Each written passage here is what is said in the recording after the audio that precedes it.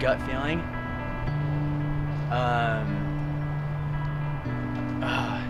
Right and wrong. Like, what stops you from doing something, and what gives you the okay to do another thing? A brief moment of clarity. So you hope for that? Yeah, I hope I get that. I hope for it. I've been in enough situations where there's right and wrong, I feel like, that I'm able to take a brief moment of clarity and pause and reflect and hope that I make a right decision and don't make a wrong one. Cool. Life experience. Yeah, so you make enough bad mistakes and you know not to do it again? Yeah, kind of. Or you watch, I go by the motto of, like, I watch other people make bad mistakes and I know not to do them. Does that always work for you? For the most part, yeah. One of my friends told me that he had to say, the difference between a professional and an amateur is an amateur learns from their own mistakes and a professional learns from the mistakes of others. So you just watch other people screw up and then you just don't do the same thing as them.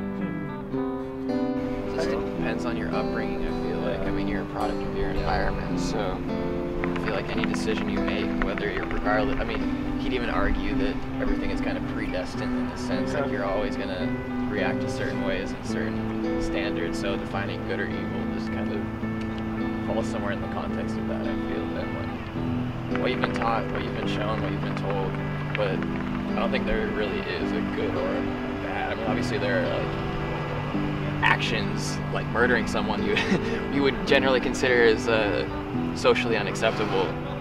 But I mean, as societal standards go, just the golden rule, I feel like, is something to live by. You know, treat others how you want to be treated, and that's so you the kind of follow basis. that? Yeah, that's the basis for good or evil. And regardless of what religion that may fall into, I feel like it's a universal standard. You know, it doesn't have to be tied to any sort of deity or what have you. It's just a good way to live your life. I think empathy is important.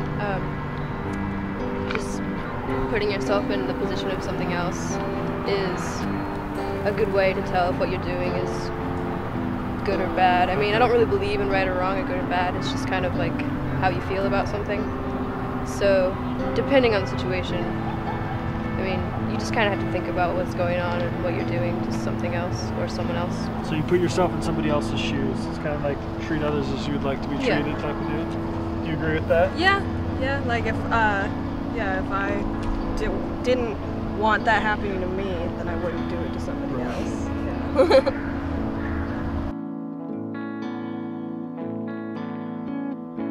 What's happening? I think just recognizing every individual is equal, and I think if I could stand for anything, having everybody have equal opportunities, no matter what kind of person they are. And everyone has their own story and their own purpose. I don't know, something like that. Something like that? It's not down to a science yet. Equality and fun. That's what I stand for. I don't know. I mean, in the context of Portland, I would say individualism and like self-expression are pretty big. I mean, there's so many different crowds here that everything's really diverse and everyone's really well represented, I feel like, so. That is really tough. I don't know. I mean, boiling it down, I think we all kind of stand for the same thing. I'm bad with words, so that's So, but what do you stand for? I mean, I think kindness and respect in general is important, and just care about people, and I think most people do, though. I think it's just we need to work on efficiency and understanding and communication. I just like everybody being themselves, you know? You don't have to compare yourself to other people, and so that's what I like about this place is, you know, you're not keeping up with the Joneses, which is what I'm kind of used to from Southern California, so I really like just coming here and being myself and making my own path and not, you know, looking at other people and trying to be like them. I don't know. Actually, that's in my country we studied about. No, we didn't study. Just we heard about Jesus, who is that's Christian people, I'm not Christian, so in my opinion, Christian people think that he is part of Jesus, kind of Jesus. I don't know, kind of God. Okay. Yeah, son of God. Right? Part of God, right? So you But would say... we believe in different things. We believe that Jesus is a prophet. Okay. Because I'm Muslim, so we have different beliefs. Right. Yeah. Actually, I don't have a lot of knowledge about this. Okay. Okay. Whoever you want him to be. Okay. It can be a person, it can be another being, it can be, you know, an idea, it can be nobody. It's whatever you want to. I don't align myself with any particular view, you know, I believe that there's a greater world's understanding of taking everything, you know, with a grain of salt and coming into a greater understanding of, you know, treat others how you want to be treated. That's a great viewpoint of Christianity. There's great viewpoints of Buddhism, you know, getting in touch with yourself and your spirituality. I just believe that God is not like a religion necessarily, but a spiritual bond. I mean, that was in a song actually. It's much more than organization, that kind of thing. So as far as Jesus is concerned, he's an idol to many, and I mean, it's great to have this thing, like, this is what the ideal human should be, you know, like, this is, if we all acted like this, everything would be okay. And I mean, obviously you can't say you should act this way because, you know, imposing your views on anyone is just, we did that to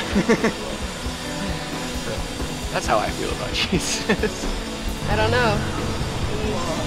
We're told Whatever. he's God's son, or in some religions he's God. But I don't know.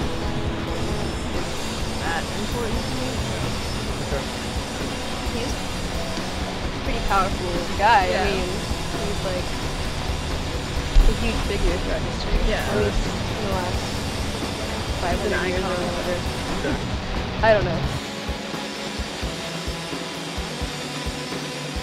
He's a prophet, so we give him so much like respect. Okay. As a Muslim, so. Idol that makes people feel safe. Okay. He's something that makes people feel like they're doing the right thing. And, you know, if you believe in Jesus, like, you know, like, it gives people that comfort that they want. You know, it's like, make sure that they feel like they're doing the best right thing with their lives, that they're going to do the next right thing. Who do you think he is?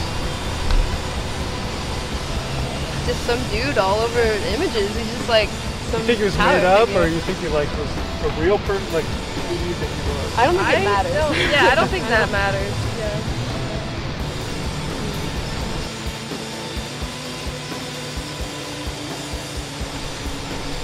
Who did he Son of claim- God? Right.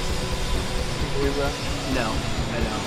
I don't believe it. I don't think that's true. Who did he say he was? He said that he was savior and a leader, somebody come help humanity. Do you believe that? Do you buy it?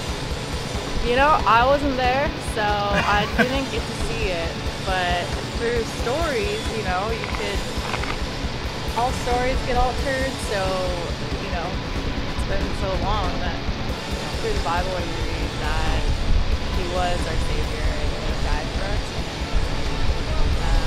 You know, it's nice to believe in something, so if that helps people, then let them believe in it. If they don't believe it, let them believe in something else. Whatever gets them through life. He said he was from, well, the book that there was a lot. Yeah. Jesus said that he was the son. Okay. So he said he was the son of God. Yeah. He claims that, right? Yeah. That's a pretty bold statement, right? Yeah. From what I was taught, that's what I was taught. Other religions, other cultures, they might think that that's not so. He was kind of pompous, like from like the stories and everything, and then when he got like hit down, he's like, oh, and then he became righteous. But yeah, when he was like, he's like, I'm God's son, water to wine, let's party. and then he like got like hung on the cross or whatever, and then he like came back and was like, yeah, I was kind of an asshole.